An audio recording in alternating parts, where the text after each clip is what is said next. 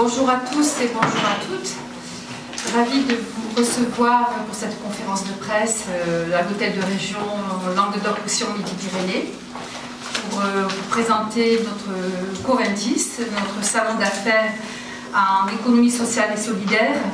C'est une conférence de presse qui revêt un petit peu un caractère particulier puisque nous sommes dans, je viens de le dire, dans le cadre de la nouvelle région Languedoc-Roussillon Midi-Pyrénées, pour laquelle d'ailleurs, je rappelle, il y a une votation qui est en cours via Internet ou les journaux, et je vous invite à y participer, à y faire participer, parce que c'est important.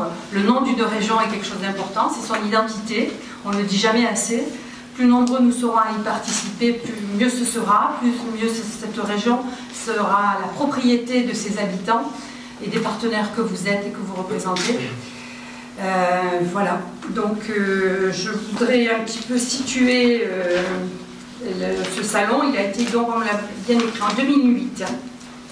Il s'agit du premier salon d'affaires dédié aux entreprises de l'économie sociale et solidaire, et ce salon d'affaires a fait modèle, puisqu'il est dupliqué aujourd'hui en Franche-Comté et en Poitou-Charentes. Donc je le dis parce que c'est un modèle, encore une fois, pour notre grande région. Ce salon d'affaires est un modèle. Donc la CRES, région Languedoc-Roussillon, ex-Languedoc-Roussillon, puisque vous imaginez bien qu'un salon d'affaires comme ça ne se prépare pas au dernier moment, les 3 derniers mois. Nous avons, c'était des préparations qui sont très longues. C'est bien la région Languedoc-Roussillon qui l'a initié, CRES Languedoc-Roussillon, qui l'a initié avec Olivier Hamel et Muriel Boudou, donc sa directrice, Olivier Hamel étant le président, qui l'a initié. Nous l'avons co-organisé depuis plus de 6 mois. Voilà, c'est un outil quand même qui nécessite beaucoup de préparation, beaucoup d'intervenants. Il s'agit bien aujourd'hui de demander aux participants de ce salon de se rencontrer, de développer des synergies économiques et de travailler ensemble et développer l'économie au niveau régional. Qui dit économie dit bien sûr lien social et emploi. Nous sommes bien dans ce schéma-là aujourd'hui. L'économie sociale et solidaire, je l'ai portée quelques années dans mes précédents mandats. Je suis passée à d'autres délégations et je la retrouve aujourd'hui. Je dois dire que je suis très fière de la retrouver parce que c'est une économie qui m'est chère et ce sont aussi surtout des valeurs aujourd'hui qu'on a peut-être tendance à oublier tant l'économie se voit à l'aune du CAC 40 et des profits qui en sont faits. C'est une économie qui met l'homme au centre de ses préoccupations et qui est très innovante. Je dois dire que c'est la seule économie aujourd'hui dans la région Languedoc-Roussillon Midi-Pyrénées, voire en France, qui crée de l'emploi. On est dans des rapports positifs, ça sera souligné tout à l'heure, et je m'en félicite fortement. Qui crée de l'emploi parce que c'est une économie qui va chercher au plus près des territoires, elle est indissociable des territoires, et elle va chercher au plus près de chacun des territoires les besoins de la population pour les tricoter dans une économie au service de la population et des territoires. Donc c'est pour ça que nous sommes aussi bien dans de l'innovation aussi, puisque la pépinière d'entreprise réaliste que la région Languedoc-Roussillon a mis en place il y a quelques années, il y a très peu de temps, sur le territoire de Montpellier, cette pépinière, la première aussi en France, de l'innovation sociale, aide considérablement les porteurs de projets.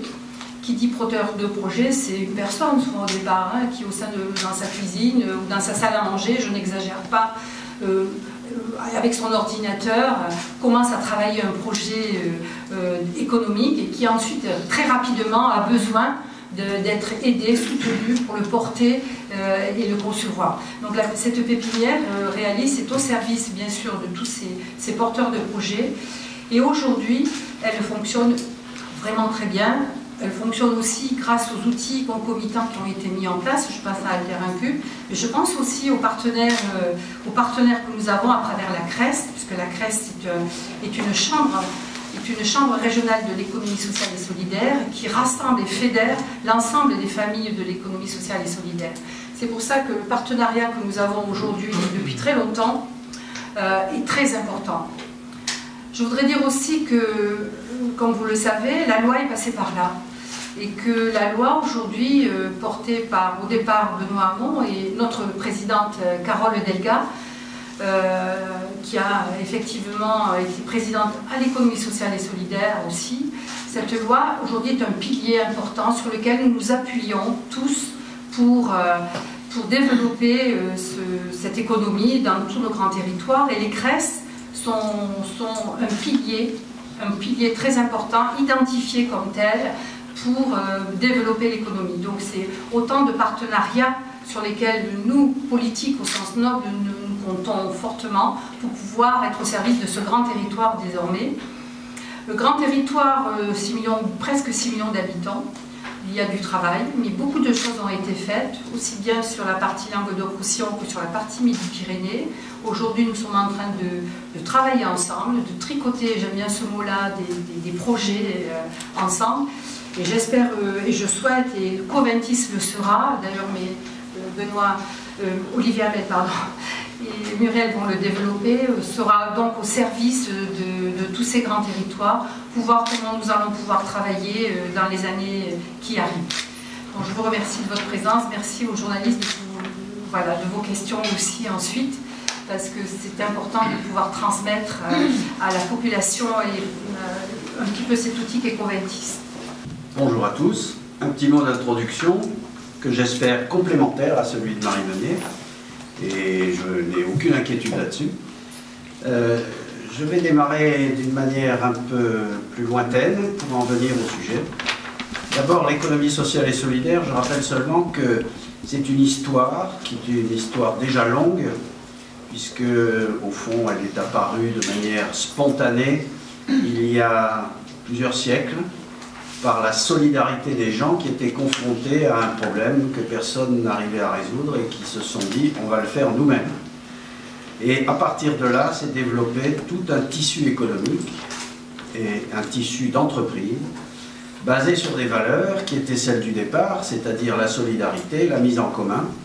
Les entreprises n'appartiennent pas à tel ou tel, c'est une aventure commune et si jamais on gagne de l'argent, on la remet dans l'aventure commune. Personne ne se le met dans la poche, tout le monde travaille pour tout le monde. C'est ça la base et l'origine, et c'est ça qui est différent du système économique aujourd'hui dominant, sans que nous ayons la prétention de prendre sa place. Mais je pense qu'il y a de la place pour tout le monde, et que ce sens aujourd'hui de l'économie sociale et solidaire correspond à un besoin de sens d'un certain nombre de gens dans l'économie, parce que faire de l'argent, après tout, c'est peut-être pas un but en soi. Ensuite, ça c'était l'histoire. Maintenant, la vérité aujourd'hui, c'est que l'économie sociale et solidaire, c'est une réalité économique. Il y a des entreprises fortes, des entreprises qui ont pignon sur rue, des entreprises qui pèsent dans l'économie. Il y a une vraie réalité dans le tissu économique, on le dit toujours, 12% de l'emploi. Je prends un autre exemple. Dans la Crèce, il y a par exemple des coopératives bancaires. Les coopératives bancaires aujourd'hui, pour le marché bancaire de la région, c'est les 3/4 du marché bancaire de la région. Elles se revendiquent de l'économie sociale puisqu'elles sont membres de la Crèce. Au niveau des mutuelles, c'est pareil. Au niveau des associations, nous avons aussi un certain nombre de grandes entreprises associatives. Plusieurs dépassent le millier de salariés. Ce sont donc des entreprises qui, dans l'économie, ont un impact.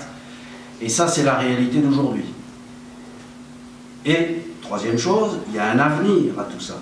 Et l'avenir à tout ça, Marie Meunier en a parlé un petit peu, c'est un bouillonnement. Ce sont des jeunes pousses, ce sont des porteurs de projets, ce sont des gens qui ont des idées, qui essayent de les traduire dans les faits économiques. Alors bien sûr, certains y arrivent, d'autres y arrivent moins bien. C'est toujours comme ça. Mais peut-être que dans ces jeunes pousses et dans ces germes, il y a les grandes entreprises de demain. Par conséquent, il faut s'en occuper, il faut les aider, il faut leur donner les moyens de réussir s'ils correspondent bien, en effet, à une attente de l'ensemble de la population et de l'économie. Voilà pour ce qui est le panorama. Dans ce panorama, Coventis. D'abord, Coventis, ce sera le premier, pour l'instant modestement, mais le premier Coventis de la nouvelle grande région. Et nous avons l'espoir, avec Marie Meunier, que nous allons poursuivre ce Coventis pour l'ensemble de la nouvelle grande région à Montpellier de manière durable, avec le soutien de la grande région qui est notre partenaire dans l'organisation. Ensuite, ce Coventis, ce sont des entreprises existantes, actuelles, réelles, et vous verrez, si vous y venez, je vous y convie bien sûr, qu'un certain nombre de grandes entreprises ayant pignon sur rue sont là pour manifester leur réalité dans l'économie sociale et solidaire. Et puis ces entreprises, elles sont là aussi pour faire des affaires. Une entreprise fait des affaires. On n'a pas de problème avec ça. Et les entreprises de l'économie sociale et solidaire font aussi, et nous espérons de plus en plus, des affaires entre elles, de façon à manifester les complémentarités. Et puis des affaires avec d'autres, mais de manière socialement responsable, comme on dit. C'est-à-dire pas seulement pour essayer de pressurer tel ou tel fournisseur, mais pour le faire d'une manière équilibrée, de façon à ce que chacun y trouve son compte. Et puis, Coventis est l'occasion aussi d'échanges et de réflexions ensemble. Vous le verrez, il y a une dizaine d'ateliers, une conférence. Muriel Miraboudou va vous en parler plus savamment que moi tout à l'heure. Un thème général qui est l'économie circulaire. L'économie circulaire, c'est un terme d'ailleurs qui peut prêter à confusion. Il ne s'agit pas de tourner en rond. Il s'agit d'essayer de réutiliser un certain nombre de choses que jusque-là on laissait un petit peu de côté après avoir fait une première fabrication. Donc, l'économie circulaire, c'est un concept à la mode, il faudra qu'on en parle, qu'on voit comment et en quoi l'économie sociale et solidaire peut être à la pointe d'un certain nombre de choses dans ce domaine. Et c'est un des objets de Coventis qui finalement est donc un salon d'affaires, mais aussi une sorte de point de réflexion pour l'ensemble des partenaires et des acteurs.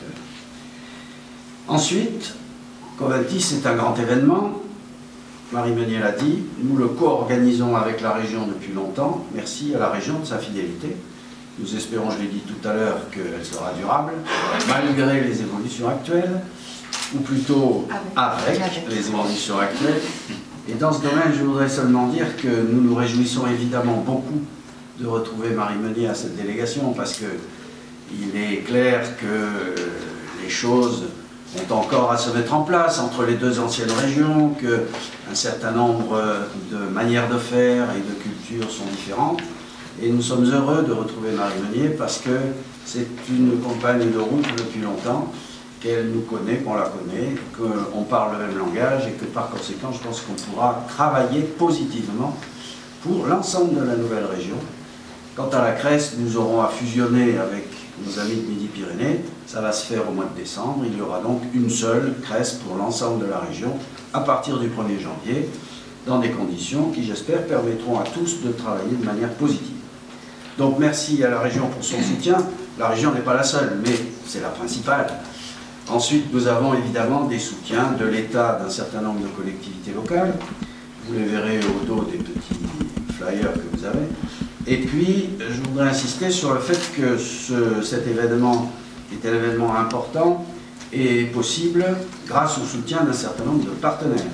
Et en particulier d'un certain nombre de grands partenaires, grandes entreprises de l'économie sociale et solidaire qui ont une importance très grande dans le bouclage financier de cet événement et dans leur participation. Je ne peux pas tous les citer, qui m'excusent, certains sont dans la salle, mais je voulais donner un coup de trompette là-dessus parce que ça veut dire quand même aussi que les grandes entreprises déjà établies ne laissent pas tomber leur partie économie sociale et solidaire. Et c'est très important pour nous parce qu'il y a quand même aussi cette difficulté quelquefois de dire il y a un esprit militant au départ et puis après, avec les années, quand on a réussi, qu'on a de grandes entreprises avec les problématiques des grandes entreprises, peut-être qu'on peut perdre un peu cet esprit militant. Je pense que ceux qui sont dans la Cresse aujourd'hui manifestent que justement leur appartenance durable à l'économie sociale et solidaire n'est pas du tout remise en cause. Et puis, dernière chose, un certain nombre d'intervenants et d'acteurs seront là, c'est-à-dire des gens qui travaillent tous les jours dans un domaine. Certains vont être sollicités pour dire un petit mot tout à l'heure. Je veux les remercier, tous ceux qui seront présents au Salon Coventis avec leurs propositions et leur faculté de dialogue avec tous ceux qui sont là. Merci donc à tous. Rapidement, cette 6e édition est sur la thématique de l'économie circulaire. Économie circulaire, alors on a souhaité, ça a été évoqué aussi, Coventis, c'est 1 an et demi de préparation avec des comités de pilotage, des groupes de travail qui réunit l'ensemble des entreprises et des réseaux de l'ESS. Et il y avait différents points qui convergeaient pour retenir cette thématique. Premier point, c'est que la région avait lancé un appel à projet économie circulaire pour détecter et appuyer des projets d'entreprises de l'ESS ou pas de l'ESS et appel à projet où il y a eu, je crois, 30 ou 40 entreprises qui ont été retenues ou pré-retenues, mais là il y a les services de la région qui répondront mieux que moi, et ensuite quand même une douzaine d'entreprises de l'ESS qui ont été retenues, donc pas 50% mais un peu moins sur cette thématique-là. Autre point aussi, entre chaque édition de Coventis, on organise sur les territoires ce qu'on appelait des Coventis Clubs. Voilà, c'est pas très original, mais l'idée c'est entre différentes éditions de Coventis de s'ancrer dans les territoires et de faire rencontrer les entreprises de l'ESS avec des entreprises dites classiques pour favoriser aussi des marchés intra mais aussi inter-entreprises. Alors là, ça va faire le lien avec notre 6e édition. C'est qu'on a souhaité, une des volontés, et la loi de l'ESS y a contribué, un petit peu changer d'échelle. Alors on a changé puisqu'on est grande région LRMP.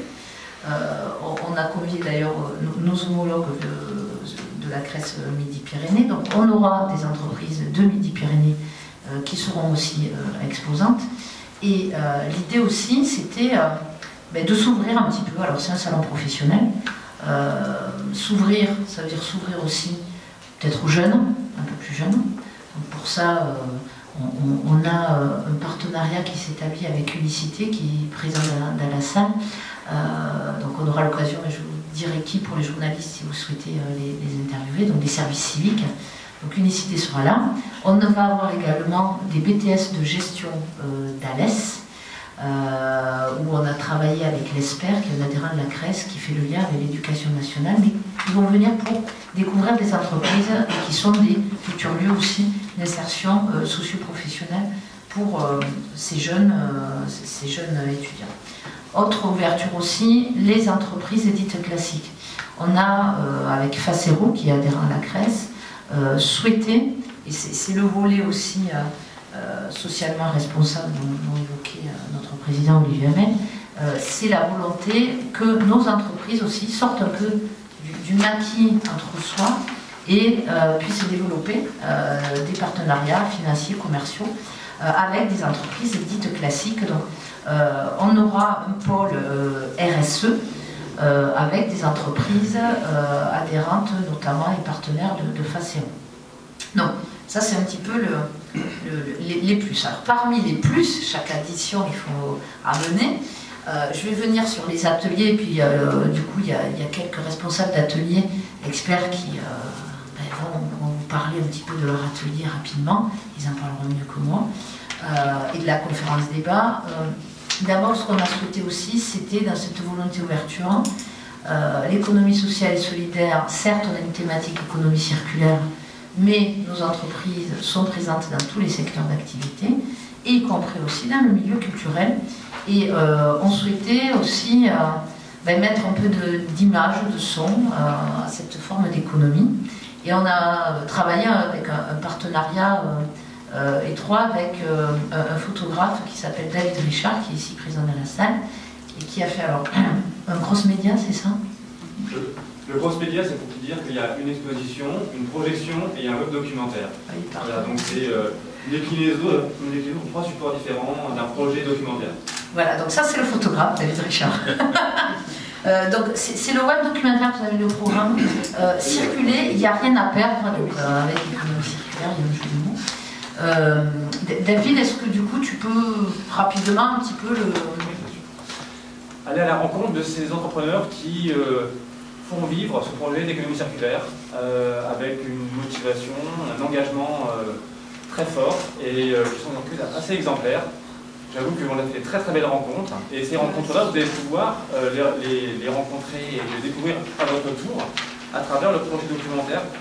D'abord une exposition qui va être dans le salon et puis une projection qui va être dans une salle aussi pareille dans le salon. Hein, c'est deux espaces différents, un espace expo, un espace projection, dans lequel vous allez avoir, dans l'espace projection, des sons, de la vidéo aussi, qui vont venir appuyer les photographies. Hein. Moi je suis photographe à la base, mais je travaille aussi maintenant avec le médium vidéo, et voilà. Et évidemment, tout ça va se terminer en ligne à travers un web documentaire que vous pourrez aussi découvrir, et où là, vous allez aller un peu plus loin dans les contenus pour continuer à approfondir, j'ai envie de dire, la rencontre avec ces entrepreneurs. Et voilà, moi je suis ravi de travailler sur ce projet parce que le fait d'avoir créé un collectif de photographes, puis participer à une agence ou une coopérative, fait que mon travail est évidemment ancré dans l'économie sociale et solidaire depuis très longtemps. Et cette occasion de créer un pont, une jonction, et donc je suis ravi que la CRES soit venue chercher d'ailleurs. Juste, ce qu'il faut savoir, ça a été un peu compliqué, mais on y est arrivé. Donc vous aurez de part les photos d'entrepreneurs, les documentaires, vous aurez logiquement les 5 départements ex-Languedoc-Roussillon de couvert, plus on a réussi à trouver 2 entreprises, dont le lauréat du PTCE Organique Vallée et du mois de l'ESS Altermobile, côté ex-Midi-Pyrénées, et en plus un lien des coopératives agricoles, des ESAT sous forme associative, des SIC, des SICA, bref. On a essayé de tout mixer entre l'approche statutaire d'activité et la crèche territoriale. On y est arrivé, un peu avec quelques difficultés, mais on y est arrivé. Donc, je vous convie vraiment à voir pendant ces 2 jours cette exposition sur le documentaire circuler, il n'y a rien à faire. Alors, rapidement, les ateliers ont été choisis aussi, puisqu'on a eu beaucoup de propositions d'ateliers. Le comité de pilotage a sélectionné. L'idée, ce sont des ateliers pour public professionnel ESS. Ça peut être aussi les collectivités, parce qu'on a fait un fort travail avec la région pour mobiliser les élus aussi en place, aussi bien des mairies et des départements, parce que comme il a été évoqué précédemment, la loi ESS a donné différents leviers, je ne vais pas vous la présenter, c'est 98 articles, mais notamment différents articles sont là pour amener une collectivité locale et territoriale à impulser une politique de développement de l'ESS sur son territoire. Des schémas des achats socialement responsables, la participation à 50% dans une SIC, etc., etc. Donc on a aussi des ateliers pour des collectivités pour voir comment elles vont impulser des politiques d'ESS sur leur territoire. Alors je vais m'arrêter de parler, juste pour donner envie aux journalistes ici présents. Vanli, est-ce que tu peux un petit peu nous parler de l'atelier qui va se dérouler jeudi à 9h? Oui, l'idée c'est en fait de montrer comment les structures de l'ESS peuvent utiliser le financement participatif pour venir compléter les financements qui se raréfient aujourd'hui, sachant que en fait, l'ADN du financement participatif est très proche de celui des structures de l'ESS, puisqu'on parle d'intelligence collective, de solidarité, à la fois dans les structures de l'ESS, mais aussi dans la base du financement participatif. Donc l'idée de l'atelier, c'est d'expliquer en quoi consiste ce type de financement, et d'un point de vue pratique, ce à quoi il faut se préparer si on veut se lancer dans les meilleures conditions pour faire une campagne. Bah super. Le privilège d'avoir une ministre, une secrétaire d'État, Madame Pelvin, à l'artisanat, commerce et ESS, donc qui va inaugurer à côté de Madame Carole Delga, présidente de la région LRMP. Il y a des vice-présidentes aussi qui sont prévues. Bien sûr, Marie Meunier, déléguée régionale à l'ESS.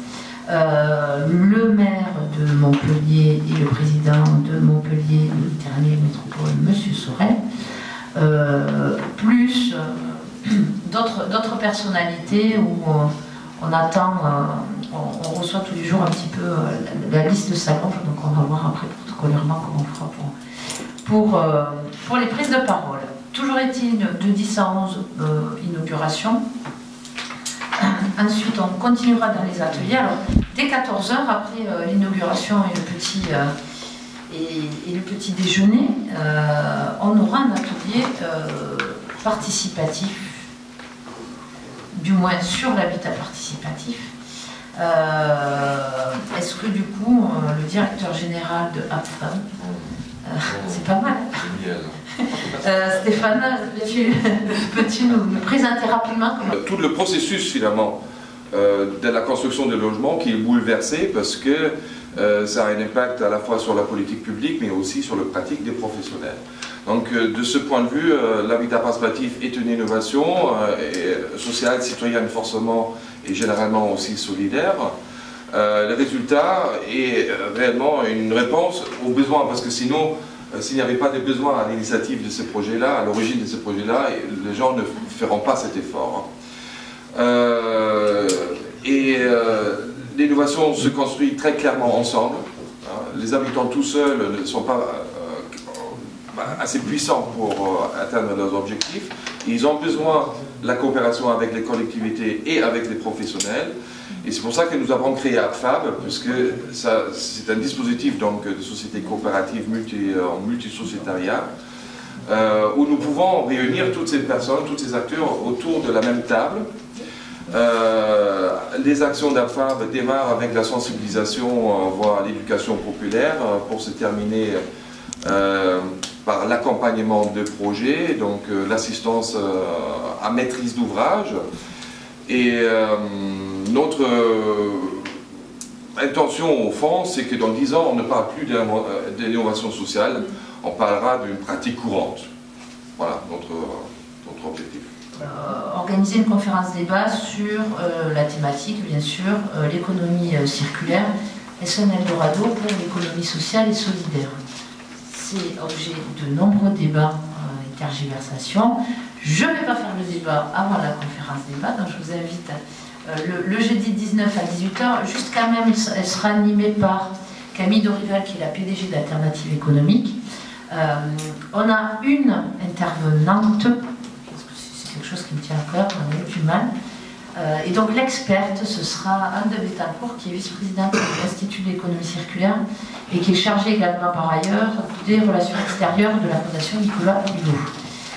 On a différents intervenants qui représentent différents secteurs d'activité, mais également différentes formes juridiques d'entreprises de l'ESS qui interviennent sur cette thématique.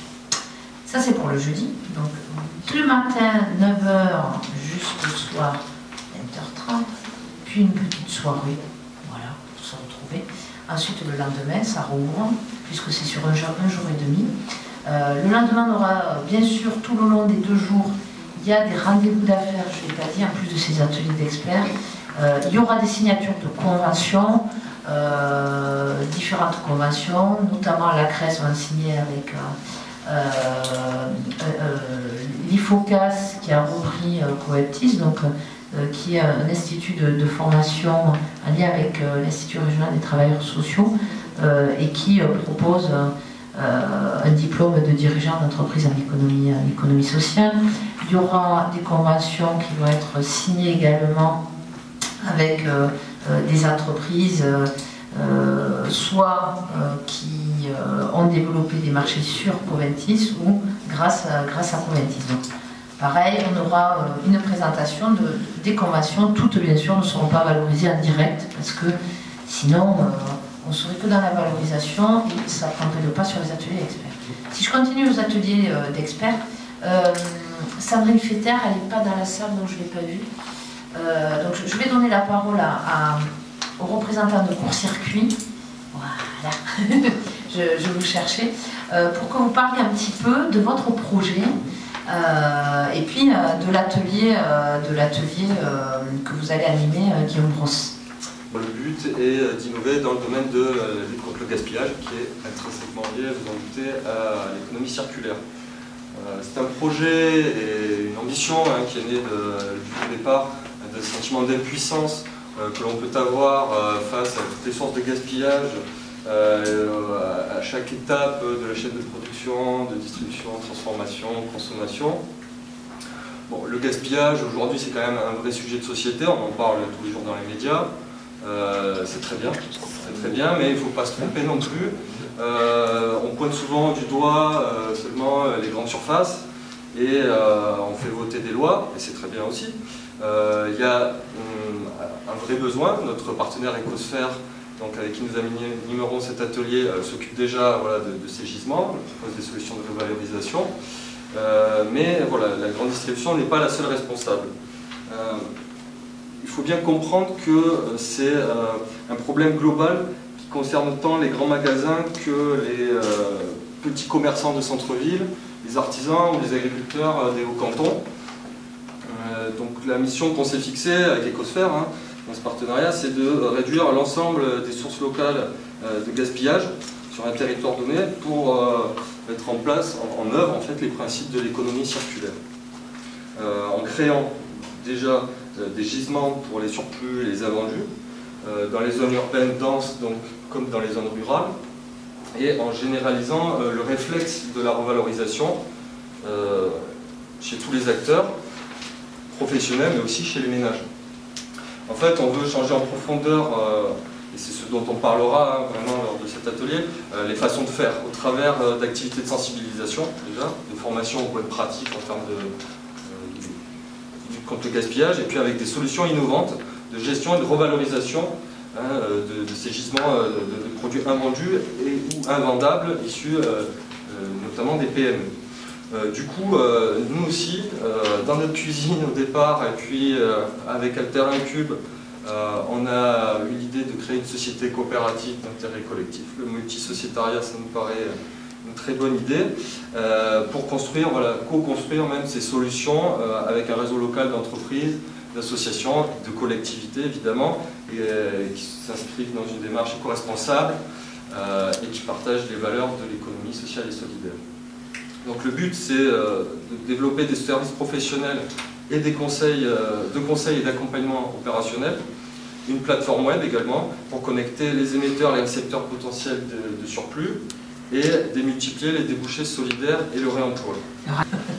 Donc voilà, je pense, voilà, un petit tour d'horizon des temps forts de Coventis.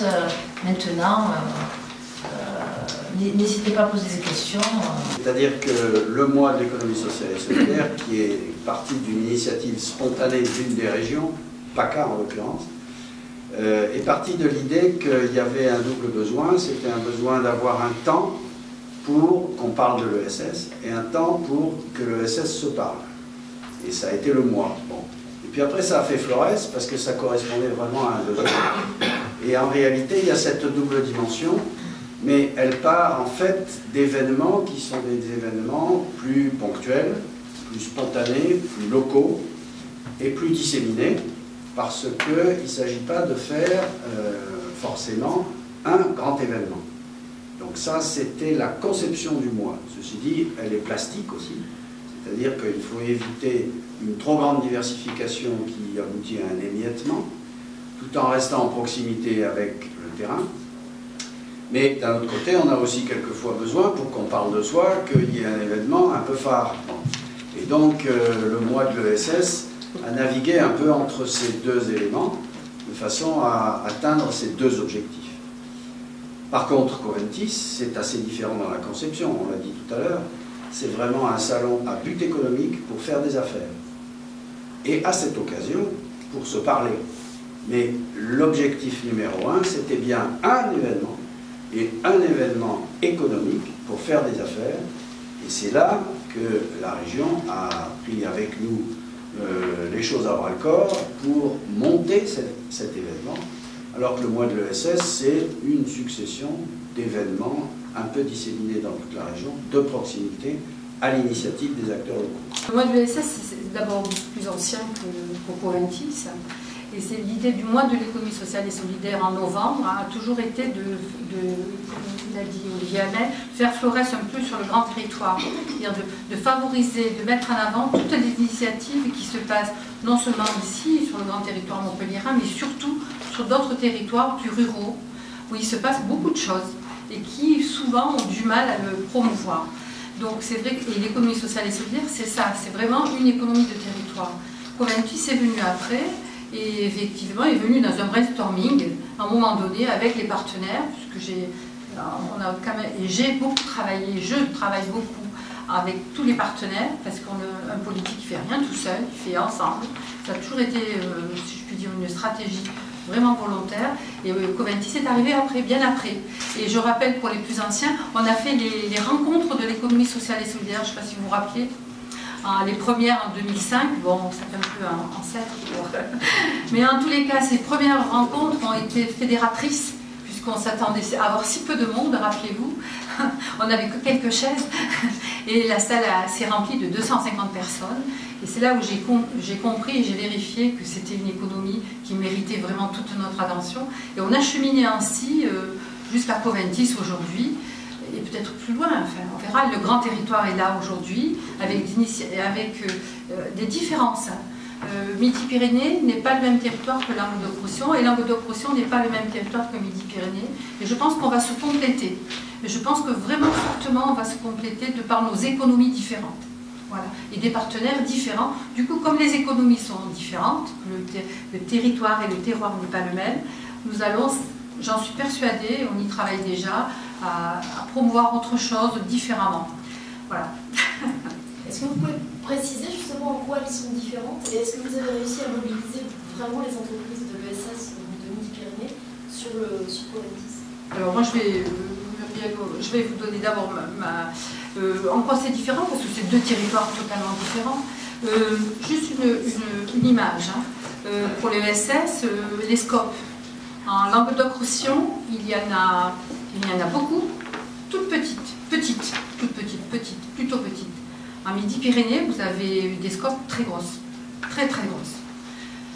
Voilà, parce que c'est l'histoire du territoire qui est plus industrielle, où l'entrepreneuriat et l'artisanat est beaucoup plus fort. C'est différent, voilà, c'est différent, et je pense que ça va se compléter. Comme en Languedoc-Roussillon, pour l'économie conventionnelle, nous avons beaucoup de TPE. Je rappelle, c'est 95% du territoire du Languedoc-Roussillon, c'est de la TPE. TPE, c'est moins de 5 personnes qui travaillent. La Midi-Pyrénées, c'est le contraire. Vous avez moins de TPE, mais vous avez des très grosses entreprises. Tout ça, certainement, enfin, il faut plus de chiffres, et certainement guidé par l'aéronautique à Toulouse, que vous connaissez bien, avec tous les dérivés d'entreprises qui existent. Et je pense que tout ça va faire un ensemble très intéressant. J'en suis persuadée. En ce qui concerne les entreprises de l'ESS de Midi-Pyrénées participantes à Coventis cette année, excusez-moi, on est vraiment dans une phase de démarrage. La raison suivante, c'est que Coventis, ça a été dit tout à l'heure, c'est une affaire qui se prépare de longue date. C'était dans un cadre qui était régional Languedoc-Roussillon, avec la région Languedoc-Roussillon, et tout a été mis en route. Effectivement, la nouvelle région opérationnelle depuis le 1er janvier, c'est quand même pas si vieux. Nous sommes en plus, je l'ai dit tout à l'heure, et vous le savez très bien, dans une démarche de discussion-fusion avec la CRES Midi-Pyrénées. Donc ce que nous avons convenu, c'était d'avoir une première démarche commune, c'est-à-dire que la CRES Midi-Pyrénées est d'accord de dire qu'elle soutient Coventis et qu'elle y vient avec nous, bien sûr, en tant que représentant légitime de l'économie sociale et solidaire. Mais les entreprises elles-mêmes, elles ont été un peu prises de court parce qu'on n'avait pas entamé cette démarche l'année dernière. Donc nous espérons vivement que c'est pour la prochaine édition où nous aurons un bon équilibre entre les entreprises de l'ex-Languedoc-Roussillon et les entreprises de Midi-Pyrénées, avec les différences dans la composition des différents réseaux qui ont été notés par Marie-Mélie tout à l'heure, avec un global qui est quand même un global qui pèse sensiblement la même chose dans l'économie, même si la structure interne des différents composants est un peu différente d'une région. Il y a combien d'entreprises Alors, on aura quand même... À Coventis. À Coventis. On aura quand même... Il y a 120 entreprises qui vont exposer. Et combien de Midi-Pyrénées Là, je ne peux pas vous dire, mais en fait, nous, on est passé aussi par les réseaux. Donc, il y a des entreprises d'insertion, il y a des scopes, notamment le président de l'URSCOP, alors Midi-Pyrénées, pour le moment, parce que tous les réseaux sont en train de fusionner aussi. C'est la marque Etika. La fusion est quand même gère- un travail aussi pour eux. Hein. Le président de l'URSCOP Midi-Pyrénées est le gérant par ailleurs de la SCOP Équitable. Etikable. J'ai dit quoi? Équitable. Ouais. C'est Etikable. Et ils sont, vous les trouvez en moyenne et grande surface, sur le chocolat, etc. Ils seront là, donc je ne sais pas, sur 120, on aura un peu plus allez, 10% d'entreprises de Midi-Pyrénées. C'est déjà pas mal, Ouais. au regard de ce qui a été évoqué précédemment, où on s'est tous mis un peu en randonnion, excusez-moi l'expression, mais depuis le 1er janvier. Donc, et nous-mêmes, les CRES sont elles-mêmes, alors représentent des réseaux fédérations, mais pas que, des entreprises aussi. Il y a une loi qui est passée le 31 juillet 2014. Et à ce niveau-là, concernant pas les entreprises qui adhèrent en direct aux deux CRES, mais les réseaux sont eux-mêmes en train de fusionner. Et les CRES sont le réceptacle du coup de diffusion des réseaux. Donc c'est pour ça que là on a à peu près 10% d'entreprises Midi-Pyrénées. L'idée c'est d'atteindre au moins les 50% pour l'édition 2018 à Montpellier. Vous parliez tout à l'heure du nombre de pourcentage de postes, 12% au niveau de l'économie sociale et solidaire. Et quelles sont les retombées que vous pouvez espérer par rapport à un tel salon, par rapport à l'emploi, et notamment dans l'ancienne région Landes-de-Roussillon, qui est fort marquée en taux de chômage, par rapport à la région Midi-Pyrénées? Je pense que c'est des retombées qui sont assez largement indirectes et qui sont dues au fait qu'on peut faire intelligemment des liaisons entre entreprises de l'économie sociale et solidaire. Un seul exemple. Sur les 211 000 emplois dans la nouvelle grande région que regroupe l'économie sociale et solidaire, il y en a 105 000 qui sont dans des associations sanitaires et sociales qui gèrent des établissements. C'est de l'emploi et ce sont des achats. C'est-à-dire que tous ces organismes emploient du monde et achètent des choses. Et si par exemple on a la possibilité de leur offrir des manières intelligentes d'acheter qui leur permettent de faire des économies, ça peut leur permettre de dégager des moyens pour avoir un meilleur emploi ou avoir plus d'emplois au bénéfice des personnes qui sont accompagnées. Ça peut être un des éléments. Ce n'est pas directement de la création d'emplois, mais renforcer économiquement une entreprise de toute nature, ça lui permet ensuite de faire des choix qui sont des choix positifs et pas des choix négatifs. C'est-à-dire de faire un choix de se développer ou de se muscler sur tel ou tel point, et ça peut très bien aboutir dans certains secteurs à des créations d'emplois. Si c'était l'inverse, c'est-à-dire s'il n'y avait pas ce type de travail, on peut très bien être dans une stratégie négative, qui est une stratégie, au fond, de combat pour maintenir, et puis au bout d'un moment, on n'arrive plus à maintenir, et on aboutit à supprimer. Et donc, c'est un cercle que nous espérons vertueux, de connexion entre différents acteurs, pour leur permettre de mieux travailler, et à partir de là, d'avoir une stratégie plus positive. C'est par ce biais-là qu'on a des retombées sur l'emploi. La deuxième chose, c'est que c'est un salon où, je l'ai dit tout à l'heure, il y a un certain nombre de porteurs de projets, de jeunes pousses, des gens qui ont des idées.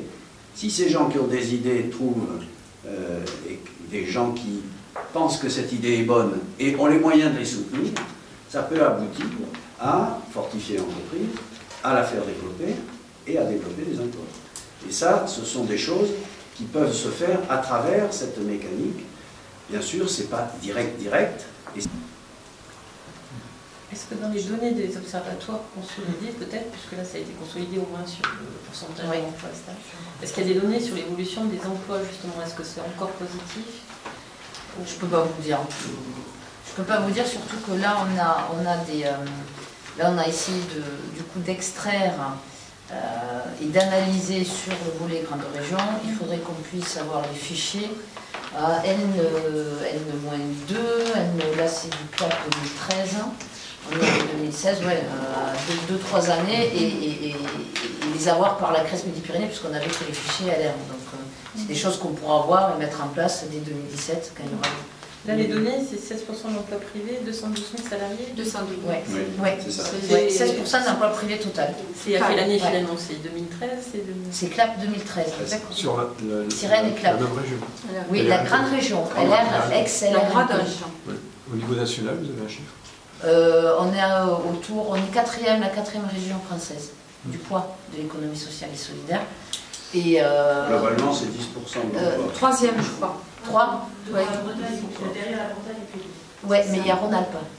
En trois. poids de l'emploi. Ah, le poids de l'emploi, troisième. Et au niveau national, on est un peu plus que la moyenne. La moyenne, elle est aux alentours de 10%.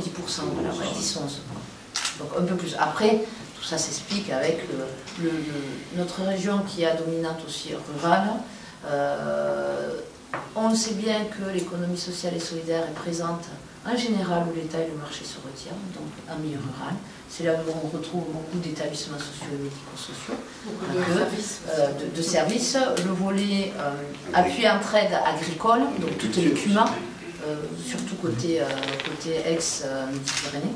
On peut être schizophrène tous les deux. Mais voilà, donc on a un peu plus. On a des banques coopératives, là on a la Banque populaire du Sud aussi, qui a son siège là à Perpignan. On a la mutuelle des motards qui est à Montpellier, donc ce qui fait que le ratio augmente un peu plus, il fait de notre région une région dans les hauts top en termes d'emploi ESS par rapport à l'économie privée. Ouais, sur l'emploi, juste je voudrais souligner que ce type de salon est à la sortie du salon, il n'y a pas le recrutement, c'est pas ça du tout, mais pas du tout.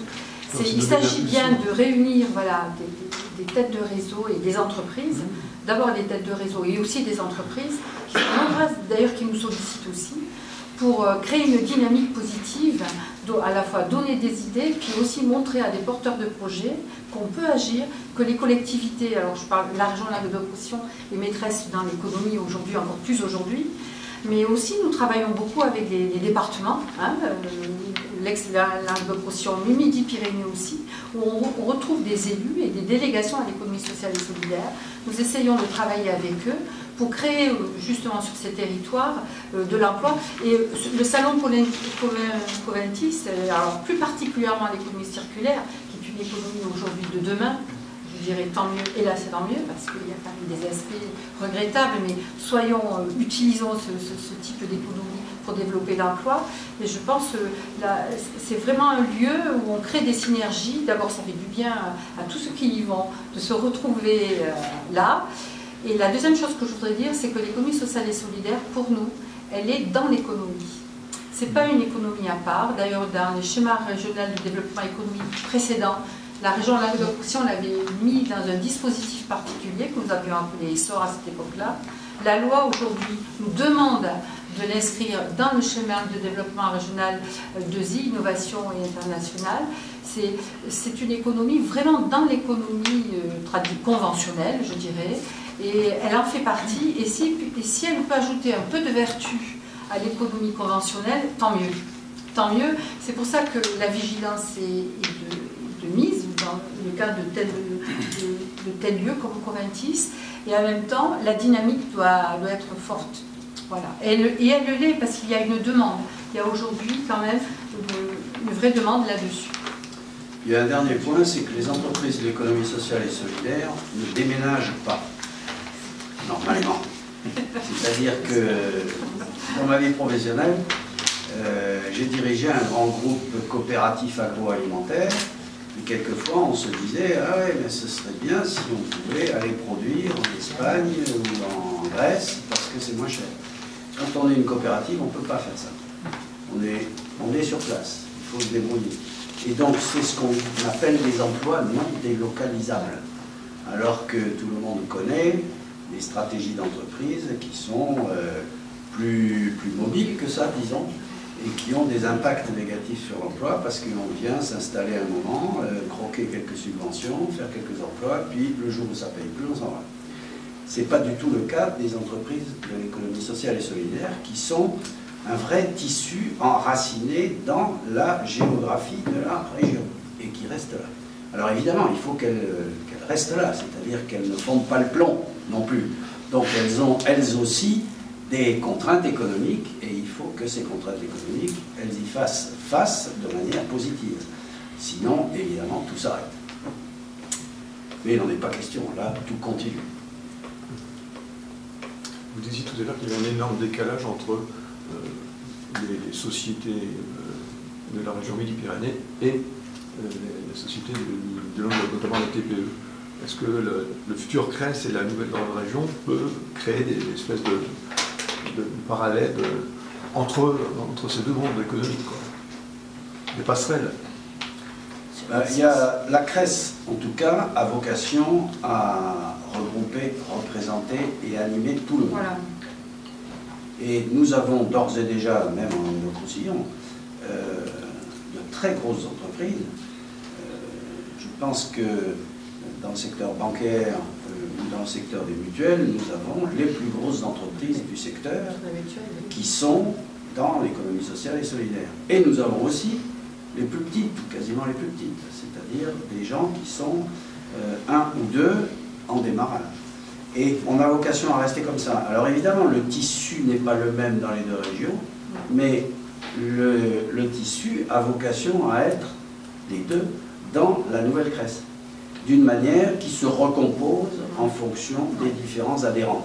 C'est-à-dire qu'il y a des recompositions d'adhérents, non pas tellement au niveau des grosses entreprises, mais au niveau des, ce qu'on appelle nous les têtes de réseau, c'est-à-dire que l'union régionale des SCOP d'ici et l'union régionale des SCOP de là-bas vont devoir et sont en train de regarder à la démarche de leur fusion, et ça va aboutir à marier plutôt des petites entreprises d'un côté et quelques grosses entreprises de l'autre. Dans le milieu associatif, c'est pareil, il y a un certain nombre de regroupements qui sont, par exemple, dans le tourisme associatif. Ce regroupement a existé, il y a des entreprises de taille différentes et surtout d'objectifs et de milieux environnementaux différents. C'est plutôt la mer ici, c'est plutôt la montagne là-bas, ce genre de choses. Mais tout ça a vocation à se regrouper aussi harmonieusement que possible, on va avoir discuté bien sûr, mais dans la CRES. Et ensuite, la grande CRES va représenter tout le monde, comme on le fait déjà. Simplement, ce ne sera pas exactement les mêmes composants. Voilà. Mais par exemple, il n'est pas question que le Crédit Agricole du Languedoc, qui a son siège ici, fusionne avec le Crédit Agricole Midi-Pyrénées. C'est de toute façon pas quelque chose qui est de notre compétence, puisque là, ce sont des entreprises qui ont leur siège et qui font ensuite leur politique. Par exemple.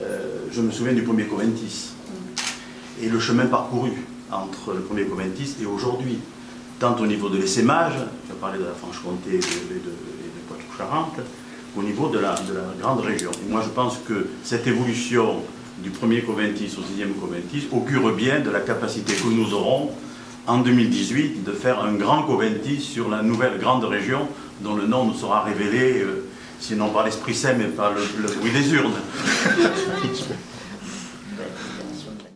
Je n'ai pas fait assez à remercier Carole Delga d'avoir pris à bras le corps dès son arrivée l'économie sociale et solidaire de notre grande région, et de son appétence en tant qu'ancienne ministre à l'économie sociale et solidaire aussi pour cette autre économie qui va nous permettre certainement d'avancer ensemble pour des grands projets sur le territoire. Je souhaite longue vie à Coventis aussi, enfin, en tous les cas pour cette formule-là, beaucoup de chance, beaucoup d'avenir. Et je tiens aussi à remercier les services de la région, Myriam Ludwig qui est tout au fond. Merci de votre soutien inconditionnel que j'ai constamment, du travail qui a été fait, ainsi qu'avec la CRES bien sûr. Merci Muriel.